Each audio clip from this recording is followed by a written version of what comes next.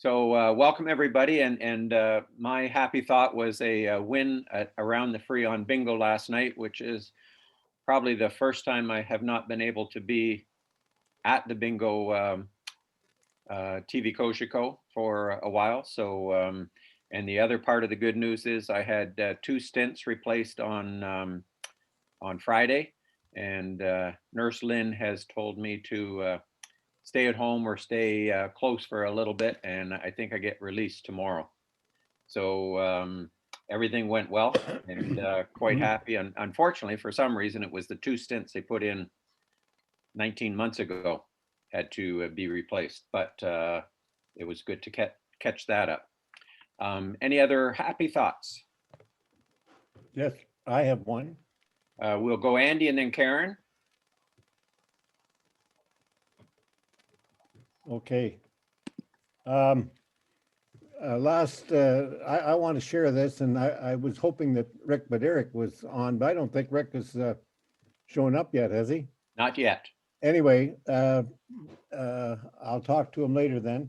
A week ago or last Thursday, I got an email, and it was from Rick, and it said 20 years ago. It says, "Hi, Andy. I imagine an anniversary like today's has two faces. Damn that it had to happen, but also looking back, successful fight. All the best, Rick." Now it's 20 years ago since I came down with that Guillain Barre, and I took a helicopter ride to London. Yeah. And I tell you, when somebody in the Rotary Club sends you an email on 20 years ago, I don't know how he knew, but he's keeping track. It really made me feel good. It was really a good feeling, and nobody likes to remember these things too well, because that day I was fine, but I went downhill from there for a while. It was Anyway, that's my good news story, and I wanted to share it with Rick and to personally thank him. definitely a good news story there, Andy. Very good. Karen Kirkwood-White.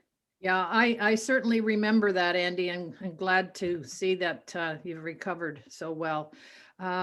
My good news is not my good news. My dear husband is having his vaccination this afternoon, so I've been hearing nothing but good news from those that have visited the Bradley, and on the part of volunteers and staff at the municipality, things are going very, very smoothly. We had a Board of Health meeting this morning. As I think most of you know, Chatham-Kent is #1 in the country and the province with regard to the number of vaccinations that we have put in arms, and hope we can stay in the #1 spot. So thanks, and welcome, Stu. Thank you very much, Karen. Appreciate that. Yeah, definitely a good news story. And Lynn will be back on Friday if anybody's getting a shot, so she'll be in that neighborhood. Any other good news stories? Barry Fraser and then Tom. Yes, well, this is looking forward for good news. We would hope, in keeping with Rotary's International's new area of focus, environmental sustainability. I have a telephone meeting this afternoon with the local conservation authority, Lower Thames, to talk about the opportunities for pollinator gardens somehow, starting off with the Rotary Park uptown by the Thames River, and a little kiosk there. I was thinking that would be the first spot for a pollinator garden started off this year. Excellent. Just make sure you keep it above the top of that bank, or it could get removed on you. Well, Tom Story. Barry, are you done? I was just going to say, the pollinator garden, I could do well without having all the Canadian geese walking around there, though. In other words, you were done, weren't you? So I was anyways, half done. just want to back up what Karen said. I had my shot Friday morning, Cindy and I, and I was extremely impressed with how well that place was organized and put people through. The one thing that struck me was they could have had, the capacity was such, they could have put at least twice or 3 or even 4 times as many people through the way it was organized. And I'm not saying they weren't doing it deliberately, only in the sense that their constraint was number of vaccine doses that they had. But if we had all the vaccines we needed, I'm sure they could do all of Chatham-Kent in a week or 2. I mean, they're that well done. And I guess they have like an emergency room set up there too, which unfortunately they had to use from one person, but they pretty well thought of everything. And I can't, Bradley Center is certainly paying its way today after all the controversy we've had about it over the years. So anyway, I just wanted to add to what Karen said. I think it's really phenomenal how well that place is operating.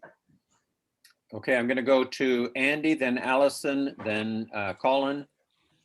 Okay. I think it's worthwhile mentioning, I don't know the exact date, but during the winter, the crows in the morning fly down the river by the thousands. Within the last week, the crows are gone.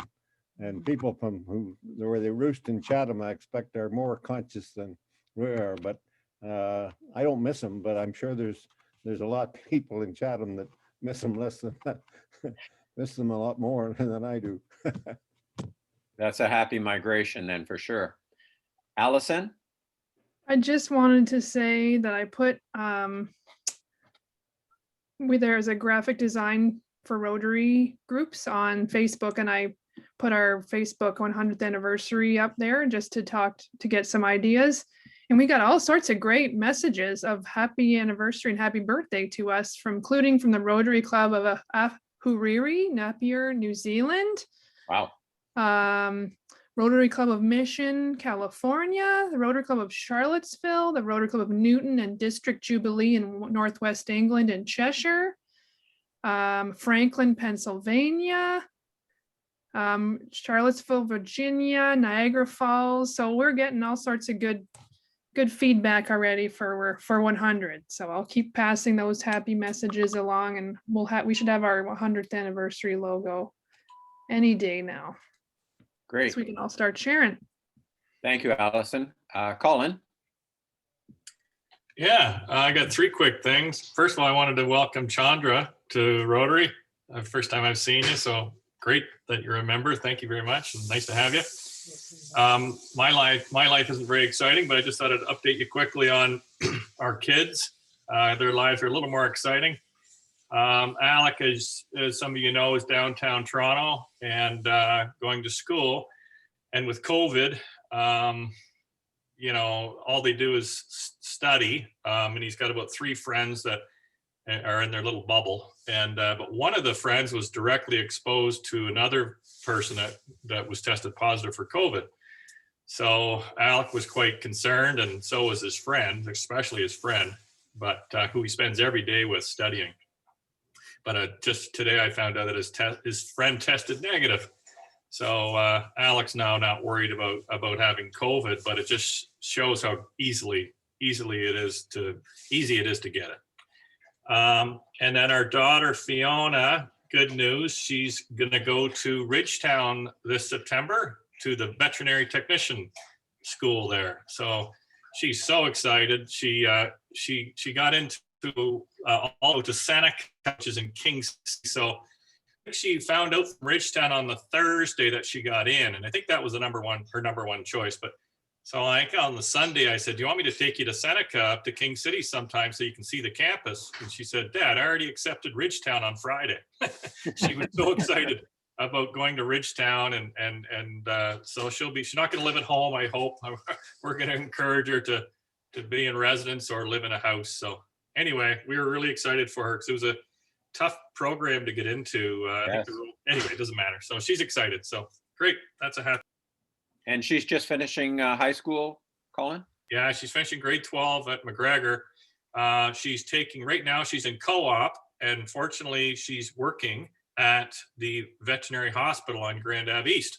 So she's just loved it. Every day she comes back and she's so happy. So And then next semester, she has a spare.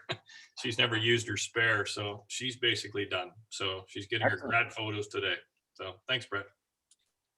Were Brett, there any Barry, other happy notes? yeah, Brett, Barry here again. I also want to recognize Chandra. She's going to keep an eye on for the Environment Committee, the little garden there in the Rotary Park uptown Chatham, to see if there's any, what comes up this spring. Otherwise, it's all going to go into a pollinator garden of some sort. Thanks, Chandra. Okay, so that concludes our happy thoughts. Just jumping over to our birthdays, and this month we had Donna Litwin-Makey, Barry Fraser, and tomorrow, Keith Dawson. Happy birthday, Keith. I see you right in the middle of my screen, so we wish you all the best. And our club anniversaries this month, Lori Marshall, Monica Rambour, and Rick Budnerick. So happy anniversary to that crew. And at this time, I'd like to introduce Stuart McFadden. I think we've had Stuart maybe before at our club. If not, for sure, welcome. And Stuart, we're going to turn the mic over to you.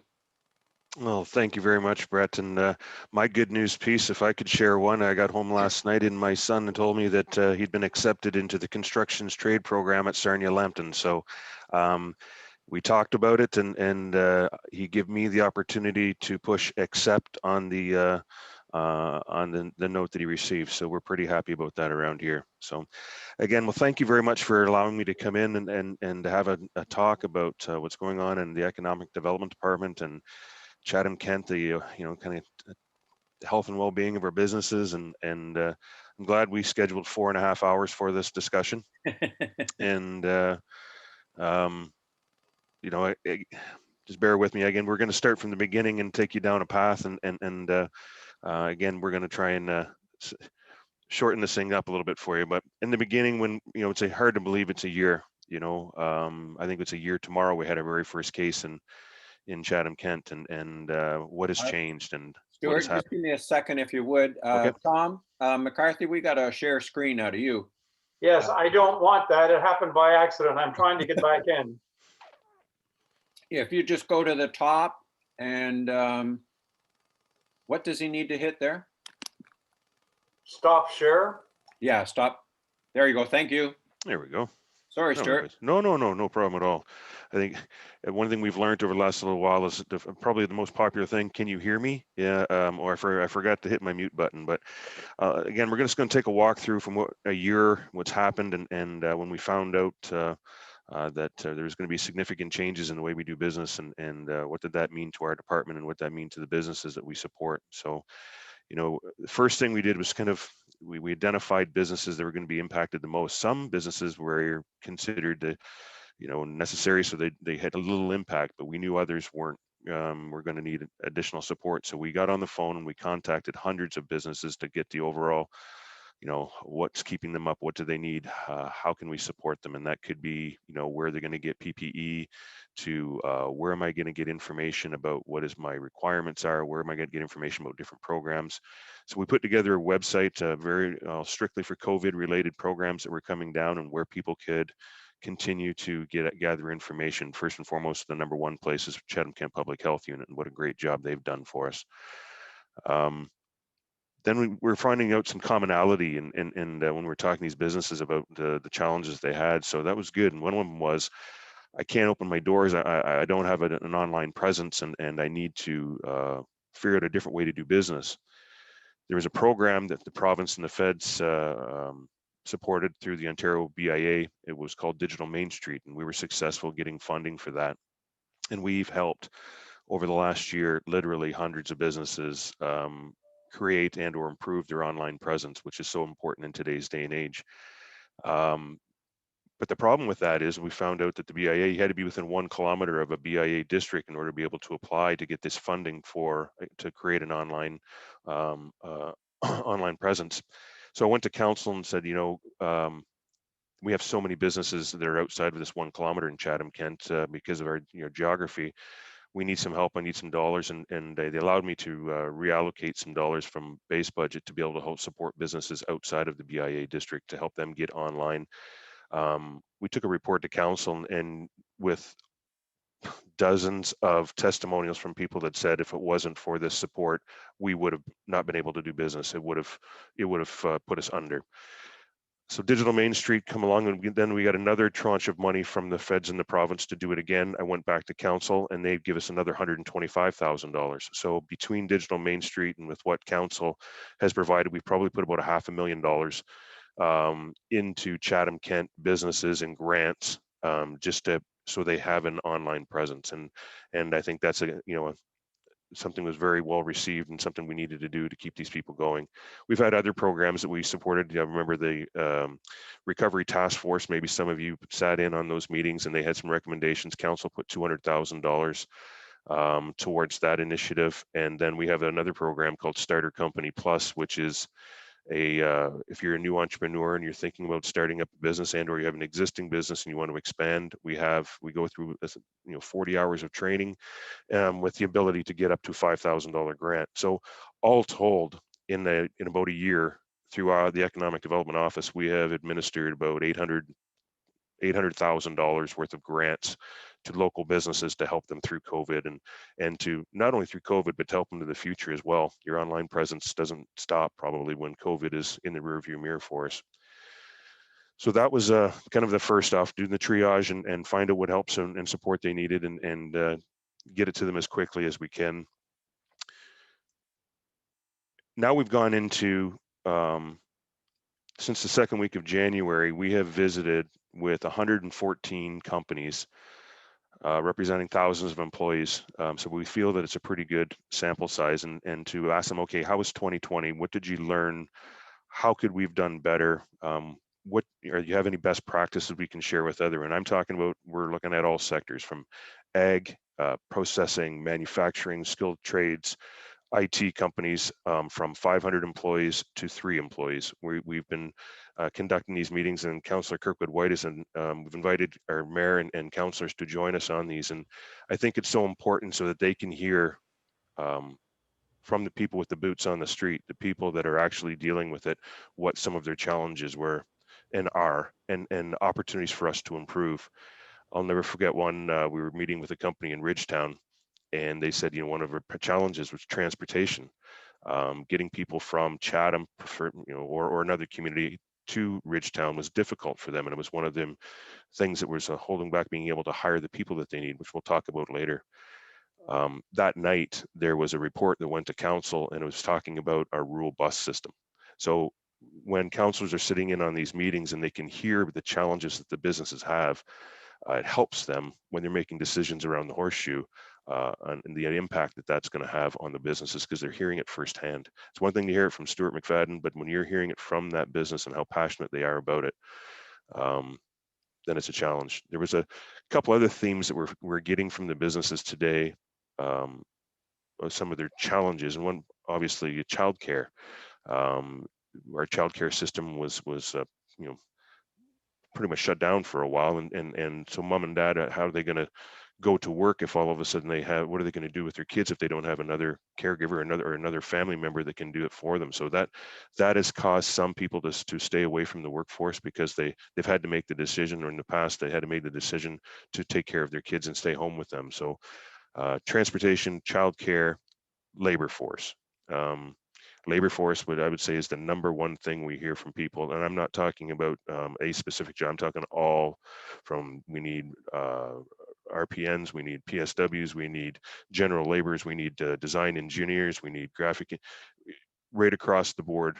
Labor shortage, labor workforce availability is the number one challenge our businesses are having today. And that's why we talk about growth. And what does that mean? Why does Chatham-Kent need to grow? Well, our businesses right now are having a very difficult time finding the amount of people that they need in order to be able to stay in business. To be honest with you, some of them have told us that they would love to take on new work, but they can't, because they can't find the workforce to be able to support that new work that they could take on. So but we've also heard, well, we had people that come down, but they couldn't find houses. Well, we see what's happening on that. There's a big initiative and lots of investment happening right now with, can you, sorry, my son's got his music up. My apologies if you can hear it, but so we are, you know, we need to grow our community. We need to build more homes. We need to create more capacity inside of our community so we can invite more people into our community that take advantage of the jobs that are here today, and the jobs are going to be here tomorrow. But you're going to hear a lot more about growth and coming in reports coming to council about the need to grow, and then what's that going to cost? What's the, you know, there is a cost to growth as well. And if we're going to continue to stay ahead, we're going to need to start making some of those investments. The overall tone of the businesses, you know, we know that the hairdresser, some of those services, businesses were devastated. You know, they've been hit very hard. There was other sectors that they're telling us that 2020 was their best year that they've had ever. And I know that's not the narrative, and it's not what you hear maybe sometimes on the street, but as Councillor Kirkwood White can back me up on this, this is what we're hearing. There are industries, manufacturers that, again, they didn't really see much of a blip when in 2020, maybe a little bit during the March, April, but what they lost in those sales in those months, they gained up on the back end. Commercial businesses that were open, we've heard businesses, you know, they're saying they're up 30–40% on the year before sales. Again, access to labor has been a challenge. COVID has created, we have to do business differently, but they're figuring that out, and they're very strong. Again, I was talking to a food processing company, and one of their challenges was normally the majority of what they sell is in an institutional size for restaurants and catering and whatnot, but people staying home, they had to switch their production line to go to a smaller can for retail. And finding those cans was it was not easy, but it just, again, they've changed, but they're doing business differently. And I would suggest, you know, that is common throughout. Again, we know that there's some businesses that have had extreme pain, and we get that. But the tone that is out on the street right now, and many of the businesses, I spoke with an electrical company the other day. Their 2021 is completely booked. They're booking into 2022 for work now. The trades, again, trying to find people. The very strong, big issues there: supply and materials, and material price increases. We're talking to one company that's in the steel business. Price has gone up 25 to 35% within the last 6 months on the commodity that they need in order to be able to make their product. Well, if you've already quoted out a job, how do you going to absorb that inside of your business? So we started where we started, where we are today. Programs. We talked about programs. You know, I really do. People say to me, "What can we do to support our businesses?" The best thing we can do to support business: stay healthy. Follow the Chatham-Kent Public Health Unit guidelines. Listen to Dr. Colby. If we stay healthy, we keep the economy going. We keep the businesses running. That's the number one thing that we can do right now to help out our businesses, and that's just to, again, stay healthy. And I can't thank our frontline workers and our public health unit enough for everything they've done.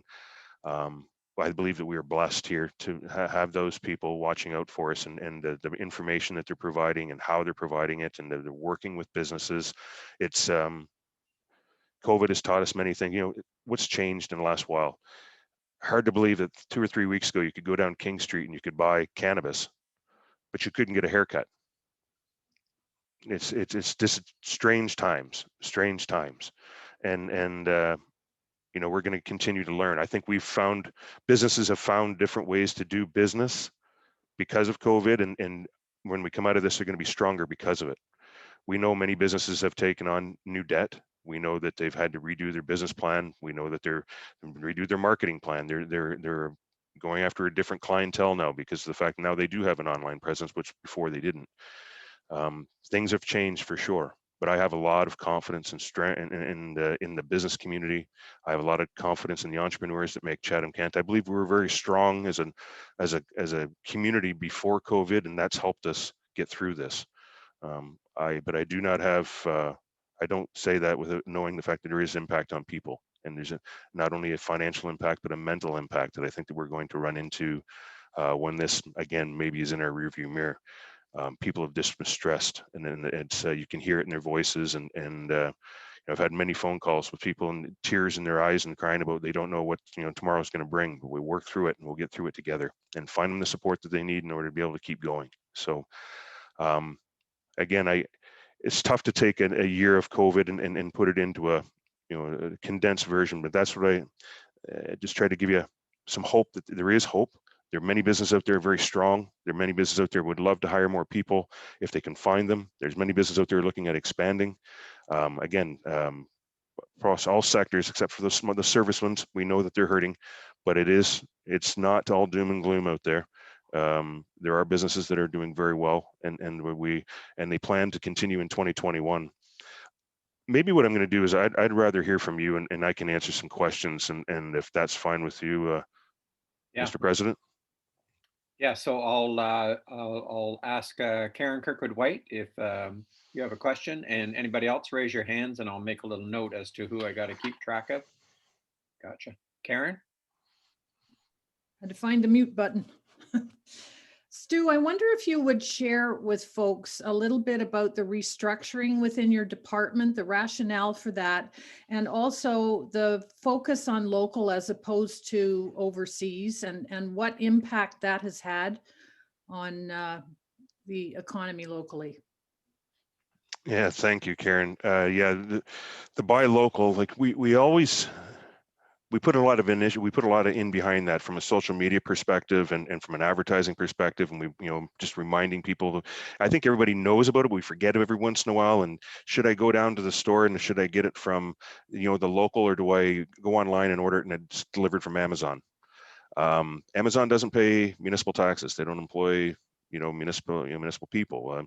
I know it's a part of our reality, but we do our best to make sure that we buy everything we can as close to home as we can, and because that's supporting our community, and that's a conscious choice that we make. And I think it's okay to remind people every once in a while that I've never seen a hockey team or a soccer team with Wayfair sponsored by on the back of the jersey.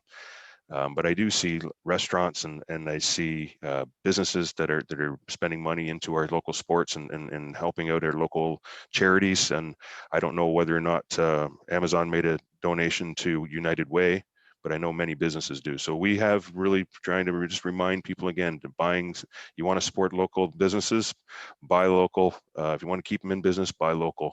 The other thing about restructurings, well, a couple things there. We have reallocated staff, and because Chatham-Kent is such a geography, so we have 2 staff members that are working Wallaceburg, Dresden, Bothwell, Thamesville, Ridgetown. We have 2 staff that work Chatham proper, and then 2 staff from Blenheim, Wheatley, Tilbury, etc.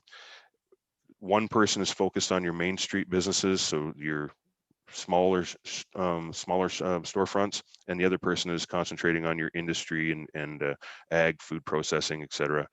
This gives them an opportunity to get to know the businesses better, and we want to be that conduit between business and government. If they have a question, they don't know where to go, I want them to call us. We'll do the heavy lift and we'll find the answer for them. And if they have a question, they're in trouble, they need help with something, want them to call us as quick as they can so that we can see what we can do to help them out. So the other thing is the community development department. Just recently, we've brought tourism and community attraction promotion and resident attraction into the community development department. So it's more aligned with economic development, with planning. I think was a good move, and allows for better conversations, better synergies with inside of the department. Hopefully that answered your question there, Karen. That's great. And you have some new friends inside your building too. Oh yeah, we moved over into the Community Futures Development Corporation building, so we're leasing some space out of that. We also have inside of there, and they've been doing a phenomenal job, by the way. I believe they just about doubled the amount of money that they would normally put on the street in a year in 2020. They've been very helpful helping businesses access the capital they need in order to be able to stay in business, and restructuring some loans, and they've got some really great product there that help people. Maybe it's a interest only for a period of time until they can get back on their feet. The other person that's moved into the office is the business development BDC, And they have been phenomenal working with some of the larger companies about unleashing capital that might have been in a refinancing a building. We all know the interest rates right now are the best they've been in a very long time. So this is a great time for them to look at doing some refinancing to free up some capital that they need to buy some new equipment and or get through these times. So that synergy with economic development, community futures, and BDC has been working very well. Great, thanks. Thank you. I'm going to go to Barry and then Colin and then Tanya. Unmute. Yes, yes, Stuart, it's good to have you with us today. I'm noticing a very sizable development taking place on Sass Road across from the OPP station. Can you give us an idea what's going on there, please?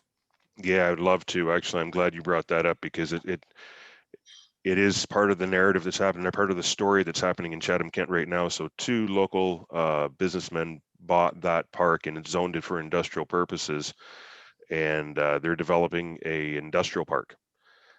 They don't even have the road in yet. Phase 1, they have sold out the lot.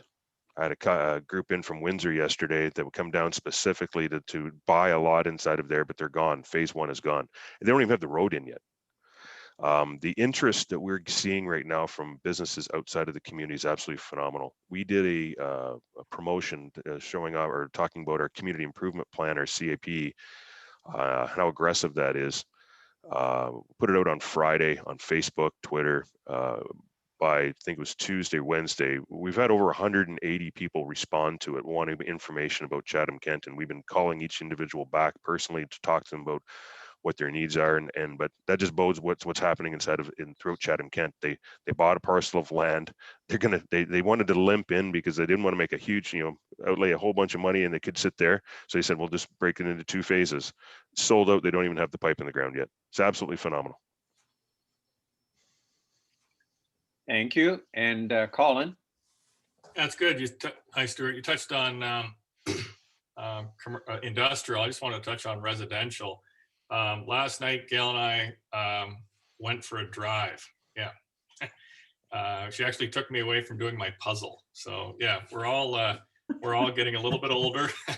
And but Gail wanted to check out the new residential neighborhoods, the new developments. And we know what's going on out here in Bloomfield, all the new houses there. We went up to the landings on the northeast side, I think, off Grand Ave, and so many new houses, so many new service lots. So there's must be 100 or more houses still going to go in there. We know Park Ave, the apartment building, it's happening everywhere behind our house, tons of houses. And so I just, who's buying these houses? Who's building these houses? This is thousands of people. If there's at least 1,000 new houses or more, where are they coming from? Our population must be increasing, is it? Just please comment on that, please. Oh, I appreciate that very much. And we've been paying close attention and talking to the developers. And many of them are keeping track of age groups that are coming in and where the people are moving in from. I would suggest it's pretty easy to say that at least 30 to 35% of all the houses that are sold in Chatham-Kent are being sold to somebody that lives outside of Chatham-Kent, east of London, for instance. We were talking to one realtor and I said, well, what's the age demographic? And he said, well, I'm pretty sure the people we're selling to, it's in that 29 to 40 range or 35, 40 range. So that's good too, because in fact, now we're bringing people back in or participating inside the workforce. We had one of our builders told us that he had a gentleman come in, lived in Toronto, didn't want to live in that type of environment anymore, bought a house. He was 29 years old. He was an IT guy. Bought a house, $549,000. He went home, told his parents, I just bought a house in Chatham-Kent, big enough you can move in with me. This is what I paid for it. He come back the next day with a deposit on another. They said, no, buy us one too. So people are leaving the GTA area outside to come down here where it's still considered relatively competitive as far as pricing is concerned. We've seen that go up quite a bit. Mr. Paroli is so excited about the first building's gone up on Park Avenue there. As far as filling it up, it's going above his expectations. And what he's saying, it's most of them, the people that are going in are all local. So they're moving out of a house to move into an apartment. Shovels will be in the ground to start. That's the twin of the one that's here right now. Will go in May 1st. And we just found out this morning that the building permits have been issued for the new 2 new apartments that are going up on Riverview Drive in Merritt. There's kind of an L-shaped lot there, and there's 2 100 or 4-story buildings that Skyline will be building inside of there. So the permits have already been issued.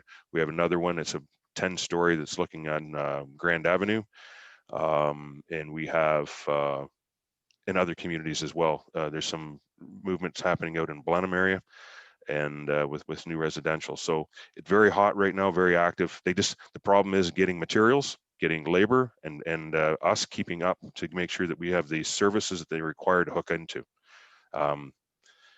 So I see it Southwest Quadrant going hard. Your son will be all set.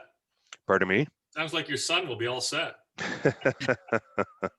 Yes, that's good. And Alec had a good friend, Connor Goldsmith, who did the same program at Conestoga, and he's back now in Chatham with a job, no problem, and loving his work.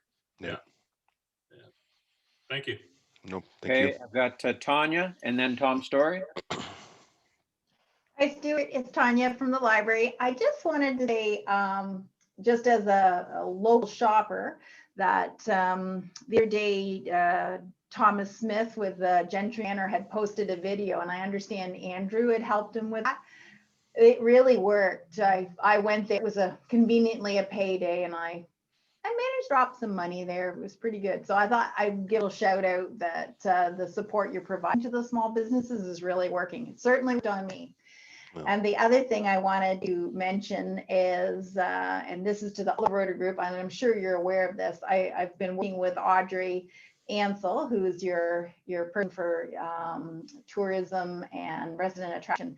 And the library is partnering. Our Friday puzzles, which are really popular on social media, are all going to feature tourism destination places in throughout Chatham-Kent for the next little bit, with a tag back to that. So that's good. And we're going to be doing a trivia. We do Wednesday night trivia through social media, and they're going to have a tourism and a CK focus in the near future in partnership with Audrey Ansell's group. So we're having a lot of fun with that as well. Thank you, Tanya. And Tom Story. You're welcome. And mute. Just want to back up some of what Stuart has been saying. We've seen an influx of out-of-town developers, and they're using our firm, the local planning consulting firm, rather than bringing in someone from Toronto or Kitchener. So we're one of those companies that have seen a huge increase in work during the pandemic.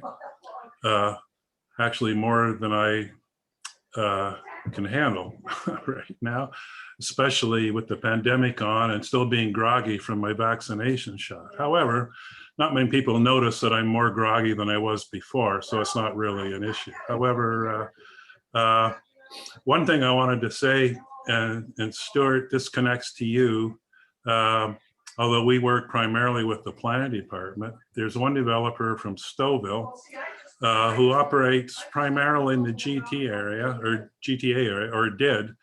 I'm not sure how he discovered Chatham-Kent, but he did. Now he's got, I think, 5 or 6 projects down here, and he says, and he was kind enough to get me to help him on a project in Uxbridge.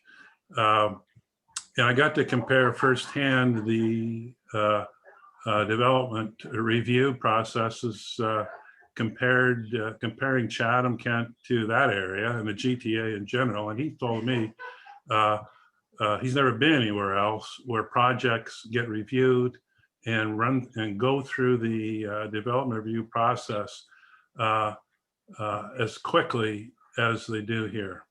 And having a single tier government is huge in that regard, absolutely huge. But also the quality of the staff that they're dealing with, whether it's planning staff or economic development, has also been a big factor as well. So it's partly demographics, it's partly preparation, meeting opportunity, I think.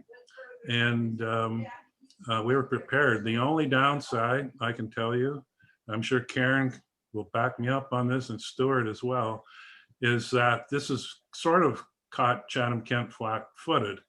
Now, we had little or no growth for so many years, and now we're being maybe overwhelmed is too strong a word, but certainly it's happening at a much greater rate than before, and our infrastructure needs to catch up. And I know with the growth that's being projected, there's going to be pressure on council. I know Karen's already heard about this, to invest in infrastructure. And there'll probably be some folks who aren't going to be too crazy about that. But believe me, it'll pay for itself many times over if we do make that investment. So just, you know, Stuart, you've got your perspective. I certainly have mine, and they match up absolutely. Tom, if I could respond to that, I agree with you. And, you know, you think about this municipality is a $360 million a year business, right? And this thing called inflation that's happening every year, and it has been happening. We need to continue to buy fuel to keep it working. And we get our source of revenue from the province of Ontario through downloads and tax revenue. If we will enjoy the services that we have today, and if we want to continue to have the services we have today, we have to grow. We need additional tax dollars. We need we need to invest in growth in order to be able to keep ahead of that. If not, then we're going to go backwards, and I don't want to do that. I want to go ahead as a community, and growth is a way to do it. And the other thing is growth. It's bringing more people into our community, more Rotarians potentially, more people with kids inside of our arenas, more people that are using our soccer fields, more people using our libraries, more people going into our grocery stores and buying insurance. That is what we need to make sure that Chatham-Kent continues to stay healthy. Thank you, Stuart. Are there any other questions? Donna, please. Thank you, Stuart. I'm just wanted to mention, kind of in parallel, I'm fortunate to be on a Chatham-Kent leadership cabinet, and there's different priorities and action groups as a community as a whole, and one is on retention and belonging. And so certainly from work to date, I think from a solution point of view for attraction and retention and skilled individuals living in Chatham-Kent, to be as open, as inclusive and diverse a community as possible. We do have some feedback, definitely from residents that found it was, that there's prejudice and stereotypes, or that there's, just an old guard kind of feel. And so just keeping that in mind as you start to meet new individuals, neighbors, et cetera, that would be, really healthy for our community. And well, I'll have you, I'll put in a pitch. Hike Metal is an amazing company in Wheatley who's desperate for all skilled laborers of skilled labor force of all types. So anyone knows someone looking for a job in a great, unique spot in Wheatley for the shipbuilding, give Hike Metal a call. Thanks, Donna. Okay, any other questions? Allison, please. You mentioned cannabis, Stuart. I noticed that too. I haven't been doing much traveling lately, but when I went downtown the other day, I was surprised to see more cannabis outlets. And I have nothing against cannabis. Actually, one of my clients in my communication clients is a cannabis company, not based in Chatham, but based in the GTA. But I really see that being that seems to have grown leaps and bounds this year. Do you see a saturation in that coming soon? I feel like, does Chatham-Kent smoke that much weed? Like, it's just, not to put too fine a point on it, but I'm like, where is the where do we hit the saturation point of that? And if it's a viable business, more power to them. But I have noticed, of all the businesses that have been popping up in our community, that is one that has been quite noticeable. So I find that really interesting, actually, right now. I'll make one comment, Allison. I was talking to my mail delivery lady the other day who stops and talks all the time. And she's great, but I said, how's business? She says she's doubled and tripled or quadrupled her business lately, but the one area that's gone down and is delivering cannabis packages. She says that's way down. Really? Her. So maybe it's because there's more stores. Interesting. Yeah, I think there was a race to the finish, and when the government said we're going to allow, they got out of the lottery system and it was application based. So I think there was a lot of people that got into it then, and now we're starting to see that. So like anything else, I believe that the market was going to decide, and how do you differentiate yourself from the other people? What is your, how it's your customer service? But I have no opinion on that other than on cannabis, other than to say, if the person is going to do it, rather than get at a store where it is it's safe, then buying black market potentially is not safe. And we've known, read too many tragic stories about someone that what they had was laced with something, and it ended bad. So if it's going to be purchased, if it was purchased at a store where we know that it's meets all the safety standards, well, then I'd rather have it at a store. Thank you, Stuart. Any further questions? Barry. Since we're on cannabis and retail outlets, how about cannabis production? Are there cannabis production locations within the confines of the city at this time? Yes, there are. We have Ag Medica operates in a pretty large facility on Riverview Drive. We have Medisun out in Pancor area. We have 7 farms down. It's an outdoor grow that we're going to do 5 acres this year. We have other places that have licenses to produce a certain amount. So we do have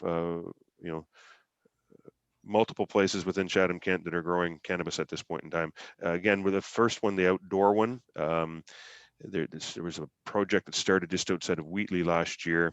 I have not heard, it was their first try, and there's another one just outside of Merlin that is starting this year. So that'll be our 2 outdoor grows. Any other questions? Sorry, Jennifer.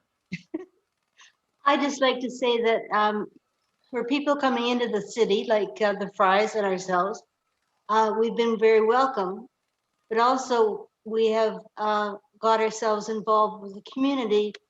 And unless you involve yourself with the community, you don't get any contact. So for your group, Donna, you've got to tell people that they have to reach out to do things. Otherwise, they're alone.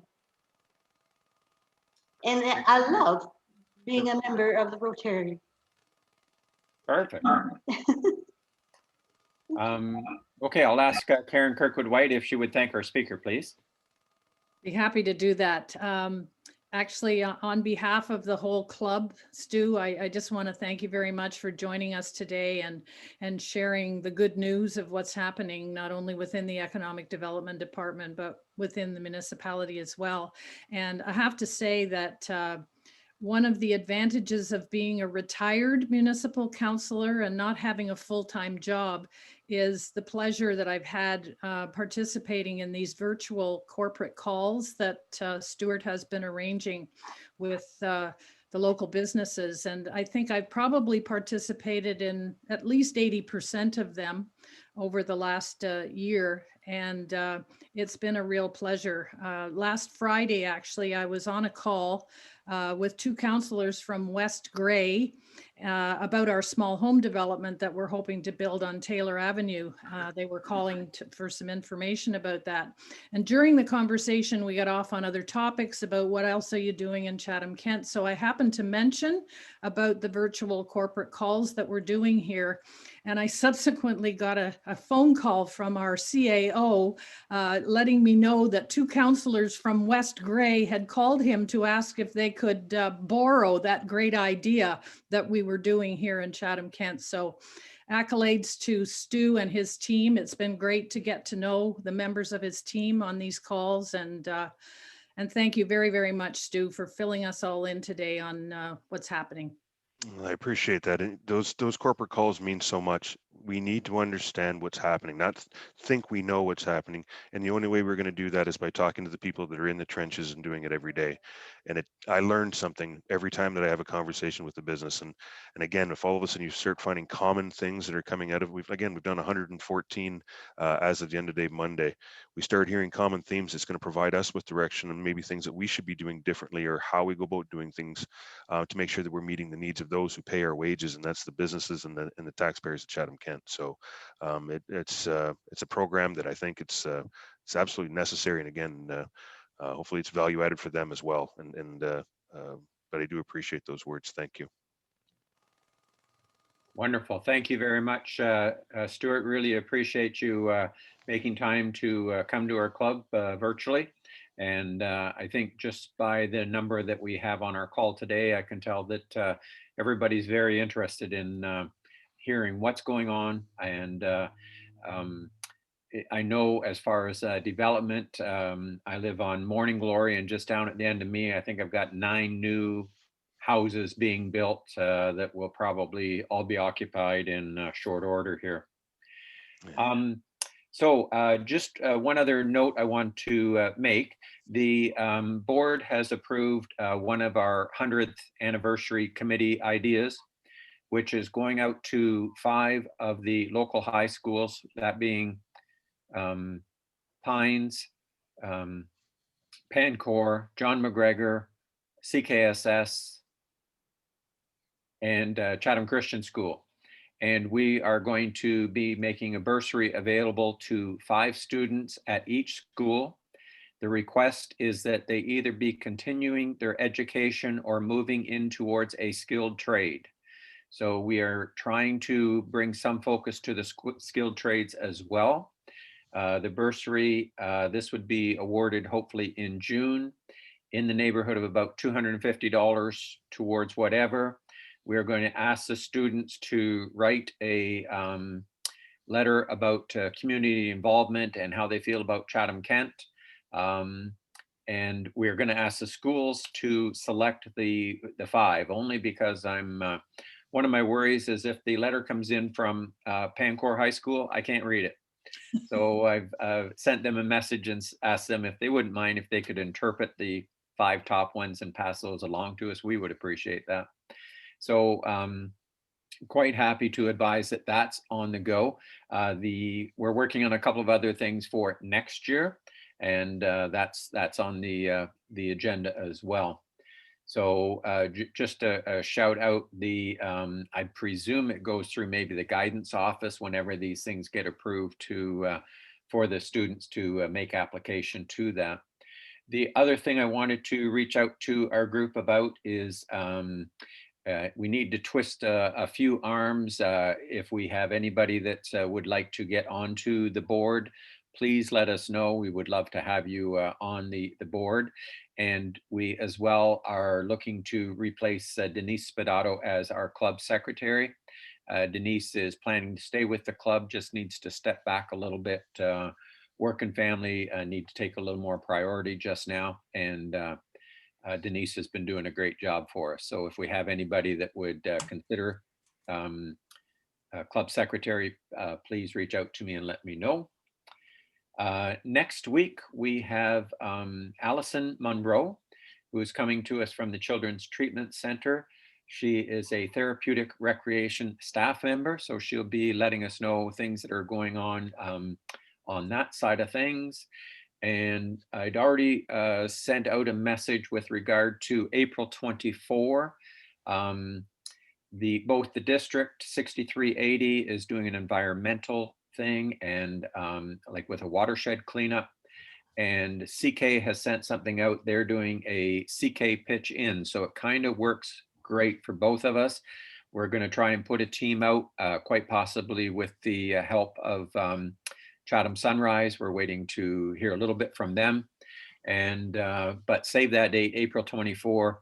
Get your boots, get your gloves, maybe a shovel, maybe a rake. We'll be doing various sorts of cleanup in the municipality. And that concludes our meeting. And I'll ask Julia if you would. Oh, sorry, one moment. Colin.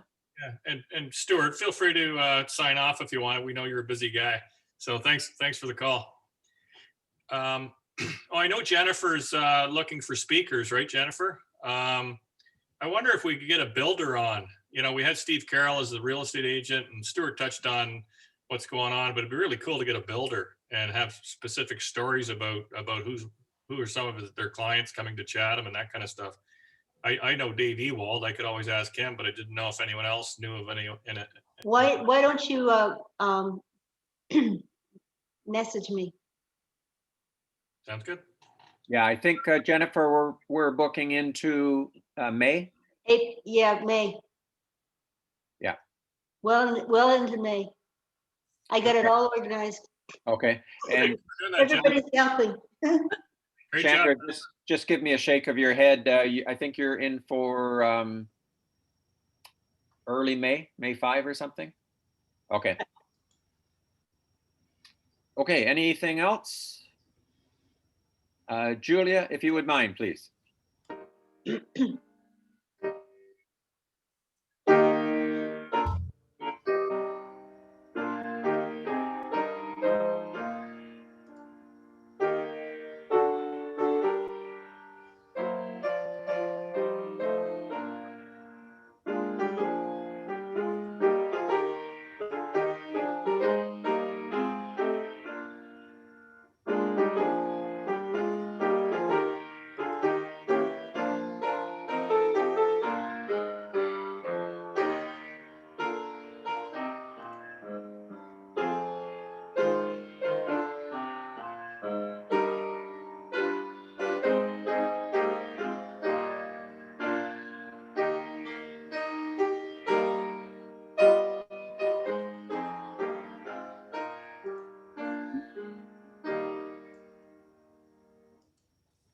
Thank you, Julia.